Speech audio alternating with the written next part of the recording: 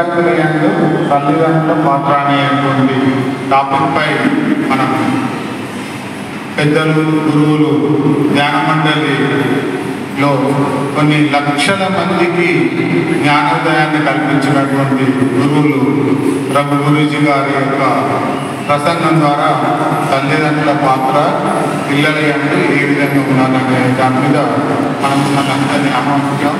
దీనికి రఘు గురూజీ గారిని మనందరి చప్పట్ల ద్వారా కావాలి. రఘు గురూజీ గారు గత 30 సంవత్సరాల నుండి సమాజ మార్పు కోసం ప్రయత్నం చేస్తున్నారు. సమాజంలో మొట్టమొదటిగా మార్చాల్సింది విద్యార్థులు కనుక మార్చినట్టయితే మొట్టమొదటి గురువు తల్లి, రెండో గురువు తండ్రి, మూడో గురువు మాత్రమే టీచర్ లేదా గురువు. కాబట్టి తల్లి తండ్రి ఎవరైతే బెస్ట్ పేరెంట్స్, బెస్ట్ టీచర్ తీసుకోండి, బెటర్ స్టూడెంట్ అంటే ఒక విద్యార్థిని మనం తయారు చేయాలంటే మొట్టమొదటి తల్లి తండ్రి సమష్టి కృషి, తర్వాత ఉపాధ్యాయుల యొక్క కృషితో మాత్రమే ఒక బెస్ట్ స్టూడెంట్గా తయారవుతారనేది సైకాలజిస్టులు గొప్ప గొప్ప మేధావులు చెప్తున్నటువంటి విషయం. అందులో ఈ రోజున ప్రధాన సమస్య మన విద్యార్థులు ఈరోజు ఇక్కడ ఉండొచ్చు, సిబిఎస్ఈ స్కూల్లో మన స్కూల్లో ఉండొచ్చు.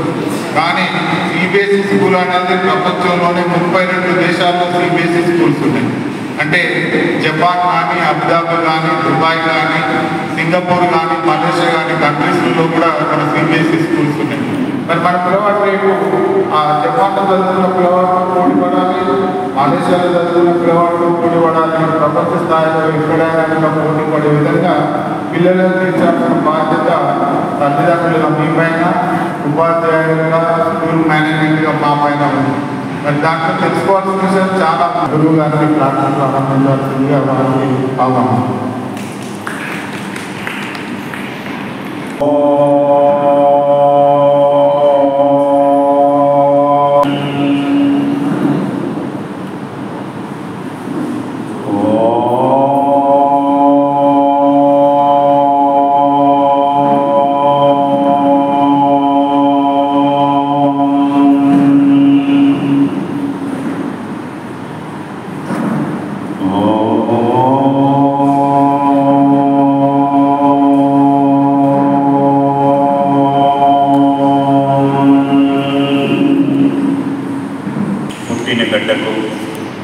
జన్మనిచ్చిన తల్లిదండ్రులకి, జీవితాన్ని ప్రసాదించిన భగవంతుడికి, విద్య నేర్పిన గురువులకు, గురుపీఠానికి శిరస్సు వంచి నిన్ను నూరేళ్ళు ఆయురారోగ్యాలతో పిల్లా పాపతో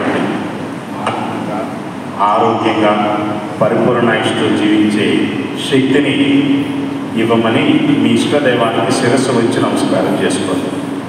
పిల్లల్ని ఎలా పెంచితే మీరు అనుకున్న విధంగా మీ బిడ్డలు ఈ ప్రపంచానికి జాతిరత్నాలుగా తయారు చేయవచ్చు అనే దాని మీద అద్భుతమైన సైకాలజీ చెప్తాను. నేను చెప్పింది కరెక్ట్ అని మీ మనసుకు అనుకోవద్దు. ఈ ప్రతిరూపాలు అంటే వాడు అంటే అహంకార మమకారాలతో కూడా నీ కుటుంబ వ్యవస్థలో పుట్టే బిడ్డలే అహంకార మమకారాలకి ప్రతిరూపాలు వాడు. మనం చదువుకోలేదా? ఒక్కొక్కరు బ్రహ్మాండం చదువుకున్నారు, కానీ జీతం పాఠాలు చదువుకున్నారు కానీ జీవిత పాఠాలు చదువుకోలేదు. చూడు తప్పగా పెట్టారేమో, ఎంత గొప్పగా. 300 జాయింట్లు, 700 కండరాలు, 1600 కిలోమీటర్ల నాడులు, 96,000 కిలోమీటర్ల నాడు తంతువులు, 72,000 నరాలు ఉంటాయి. ఈ 72,000 నాడులు అరచేతులను అరికాండం ఎండైపోయి ఉంటాయి. 2 చేతులు పట్టుకొని మీరు గట్టిగా కొడుతూ ఉంటే టిప్స్ యాక్టివేట్ అవుతూ ఉంటాయి, ఆర్గాన్ స్టిమ్యులేట్ అవుతూ ఉంటాయి, మైండ్ యాక్టివ్ అవుతూ ఉంటుంది, సబ్జెక్ట్ మీద ఎలక్ట్రిక్ అవేర్నెస్ వస్తుంది. దానికోసం సపోర్ట్ జీవించకపోతే మన ఎఫెక్ట్ ఎవరి మీద పడుతుంది? ఎవరు మాట్లాడండి, మన కుటుంబం మీద పడుతుంది. అది అన్నదమ్ములు కావచ్చు, అక్క చెల్లెలు కావచ్చు, బిడ్డలు కావచ్చు, లేదా భార్య భర్తల మీద కావచ్చు, ఆఫీసులో ఉన్న మిగతా వాళ్ళు కావచ్చు. కరెక్టా కాదా? తప్పనిసరిగా. ఇప్పుడు మంచి పాయింట్ చెప్తాను చూడండి. మన మనసును అసంతృప్తి ఉందనుకోండి, ప్రపంచంలో ఎక్కడ తిరుగుతుందా అని వెతుకుతూ ఉంటాం. మన మనసులో బలహీనతలు ఉన్నాయనుకోండి, ఎవరిలో ఏ బలహీనతలు ఉన్నాయో చూస్తూ ఉంటాం. మన మనసులో ఆనందం ఉందనుకోండి, ప్రపంచంలో పంచుకోవడానికి ప్రయత్నిస్తామండి. నేను చెప్పే మాట గుర్తుంచుకోండి. అంటే మీలో మంచి ఎడ్యుకేటెడ్ అయినా, మీలో మంచి ఆలోచన ఉన్నా, మీలో మంచి హెల్త్ కాన్షియస్ ఉన్నా తప్పనిసరిగా దాని ప్రభావం మీ బిడ్డల మీద పడుతున్నాయి. కానీ మీ పిల్లల జాగ్రత్తగా తయారవ్వాలంటే 3 లెక్కలు ఉండాలి. ఫస్ట్ చెప్పేమంటారా? వాడు ఏమి చెయ్యి, నువ్వైనా నేనైనా టీచర్స్ కూడా మార్గాన్ని చూపిస్తారు, కానీ అడ్రస్ తెలియజేయాల్సింది మీరే. పలానా స్కూల్కి వెళ్ళరా అని చెప్తాను, కానీ అడ్రస్ చెప్పాలి. రే మనం పోయినసారి వెళ్ళాను చూడు అది నువ్వు చెప్పాలా? హోంవర్క్ రాయమని వాళ్ళు చెప్తారు, ఇస్తారంట. రాయించాల్సింది ఎవరు? గట్టిగా చెప్పలేదు. మరి రాయించుకున్నారా? టీచర్ ఏం చేయలేదు, టీచర్ మార్గాన్ని చూపిస్తారంటే నువ్వు ఇలా వెళ్ళినానా నీ లైఫ్ బాగుంటుంది, ఇలా చదువునానా నీ జీవితం బాగుపడుతుంది. Yes or no? గట్టిగా చెప్పండి. పైగా ఇంటికి రాగానే ఏంట్రా నీరసంగా ఉన్నావు, టీచర్ తిట్టాడా, టీచర్ కొట్టాడా, అన్ని మంచి మాటలే. అబ్బో నోరు విప్పితే అన్ని రత్నాలు లాంటి మాటలు వస్తున్నాయి. అదే అండి మనం నేర్పాల్సింది. ఏనానా ఈ వయసులో ఎలా ఉండాలి నువ్వు అని మనం మోటివేట్ చేస్తావా? నీరసంగా ఉందా, తిని పడుకో. డాక్టర్ దగ్గర తీసుకెళ్ళమంటావా? తీసుకెళ్తాడు. నువ్వు ఒక యాక్టర్లో అడుగు, డాక్టర్ చనిపోయారు మొత్తం ఇద్దరు. ఇంత పిల్లలకి లోపాలు లేకుండా ఎలా ఉంటాయి? నువ్వేం చేయాలి? సరి చేయాలి. ఎన్నానా ఈ వయసులో ఎలా ఉండాలి? రాళ్ళు తిన్నా అరిగిపోవాలి. చూసుకో, సుభాష్ చంద్రబోస్ ఉన్నాడు, దేశం కోసం జీవితాన్ని త్యాగం చేశాడు. ఎగ్జాంపుల్ చెప్పాలి పిల్లలకి, ఎందుకంటే అది నువ్వే ఎందుకు ఎగ్జాంపుల్ కాకూడదు అనే ఆలోచన వాడు మనసులో వచ్చే విధంగా ఉండాలి. ఎస్ఆర్నో? మనిషి యొక్క జన్మకు మూలం నీవు కానీ నేను కానీ ఎలా జన్మించాము, ఎలా ఎదుగుతున్నాము, ఎలా బ్రతుకుతున్నాము, ఎలా బతకాలి. ఏ ఇద్దరు మనుషులు ఒకే విధంగా ఉండట్లేదు, ఏ ఇద్దరు మనసులతో ఒకే విధంగా ఉండట్లేదు.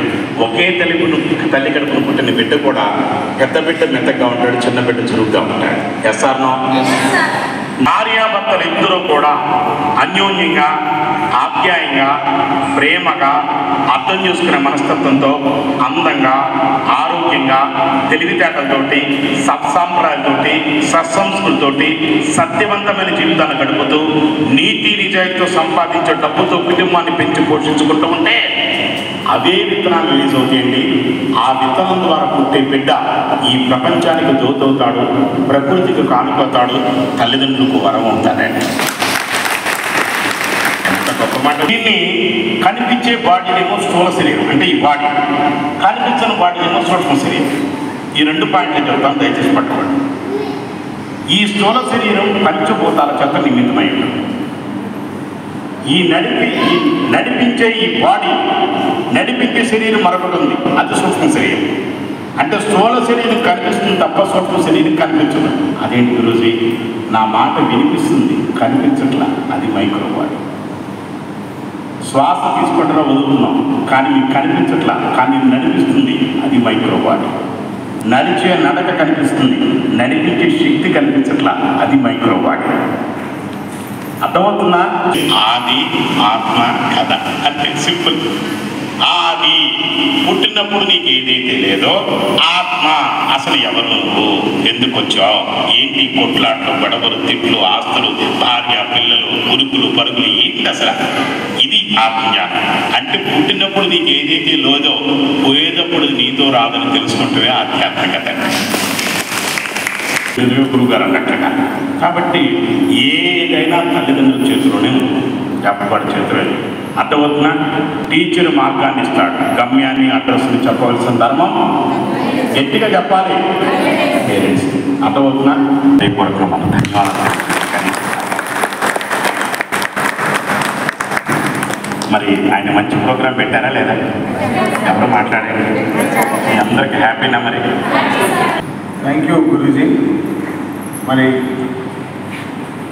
మన ఆహ్వానాన్ని స్వీకరించి గురూజీ వచ్చి అనేక విషయాలు, పిల్లలయందు తల్లిదండ్రుల పాత్రతో పాటు చాలా విషయాలు చెప్తూ పిల్లలను ఏ విధంగా పెంచాలనే విషయాలు, చాలా విషయాలు చెప్పడం జరిగింది. ఈ రోజుల్లో అందరికి ఎవరి వాళ్ళు ఏమనుకుంటున్నాం అంటే పేరెంట్స్గా నేను అంతా కరెక్ట్, పిల్లలు తక్కువ అనే ఒక భావన ఉంది. అది పూర్తి స్థాయిలో ఎలా పెంచాలనేది నేర్చుకోవాల్సిన అవసరం చాలా ఉంది. అందుకే పిల్లలను పెంచే కళ అనేది అందరికీ రాదు. పేరెంట్స్కు ఇలాంటి గురుజీలు మనకు తెలియజేసినప్పుడే పిల్లలు ఏ విధంగా పెంచాలనే అటువంటి సామర్థ్యాలు మనం పెంచుకోవడం జరుగుతుంది. అందుకోసం మేము పేరెంట్స్ అందరినీ ఆహ్వానించాం. అయినప్పటికీ మీరు వచ్చినందుకు మళ్ళీ పేరున మీకు అందరికీ అభినందనలు, కృతజ్ఞతలు. గొప్ప సైకాలజీ ఏం చేస్తారంటే పిల్లల్ని మార్చాలన్న ముందు తల్లి తండ్రిని మార్చండి, ఆటోమేటిక్గా పిల్లలు మారుతారు. తల్లి తండ్రి మార్చి పిల్లలంటే రెడీనెస్తో స్కూల్కి పంపించేస్తే పిల్లగాడు రెడీనెస్ అంటే మీకు తెలుసు కదా, ఇప్పుడు చేయి బిగించుకొని ఉంటే ఇట్లా ఏం పెట్టలేదు. ఓపెన్ చేస్తుంటే ఇక్కడ చాక్లెట్ పెట్టవచ్చు, బనానా పెట్టవచ్చు, యాపిల్ పెట్టవచ్చు. అంటే ఇక్కడికి మేము మా టీచర్స్ ఇచ్చేటువంటి నాలెడ్జ్ పిల్లలకు రీచ్ కావాలంటే మీరు రెడీనెస్ చేసి పంపించాలి.